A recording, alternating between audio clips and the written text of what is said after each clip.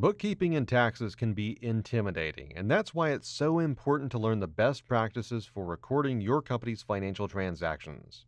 Transactions and reports in QuickBooks are only as accurate as the information you enter, so entering everything correctly, double checking your work, and then protecting it is key to getting the most out of QuickBooks. The first thing you learn about in this module is the chart of accounts and how to properly categorize transactions. After that, you learn about reconciliations, why they're so important, and how to perform them. You also learn about closing dates, which is a technique used to protect your business's financial information. Finally, you learn about best practices for using QuickBooks, working with an accountant, and even how to attach documents to your transactions for easy retrieval later on. By the end of this module, you'll use QuickBooks with far more confidence.